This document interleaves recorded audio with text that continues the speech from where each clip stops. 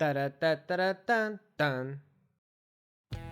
Have you ever heard an English speaker say something that doesn't make sense to you at all? You understand the words, but you don't understand what they mean. All the other native English speakers seem to understand, but you wonder, what do cats and dogs have to do with the weather? These expressions are called idioms, and they are a lot of fun to use. Before we start this video, I would like to ask anyone enjoying my videos to subscribe. According to YouTube analytics, a massive 91% of my awesome viewers aren't subscribed yet, so be sure to slap that big red button to see all of my videos as they release.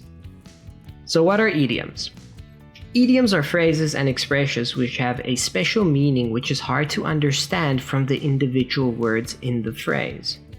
These idioms usually have a connection to something that happened in the region, or in other words, they are colloquial. Idioms are also a very important element in everyday English and will add some color to your English use and understanding. So let's look at 5 common idioms. It's raining cats and dogs. This is the idiom I was referring to at the start of the video, and it is used to say that it is raining very heavily. This idiom comes from a time when people had grass roofs. A lot of mice and rats would try to live there, and people had cats and dogs to help solve that problem. So when it started to rain heavily, the roof would become slippery, and that would cause the cats and dogs to slide off the roof. So when it was raining heavily, it was like it was raining cats and dogs, because of the animals sliding off the roof. Pretty interesting, huh? Break a leg. If you tell someone to break a leg, it actually means the opposite of what you're saying.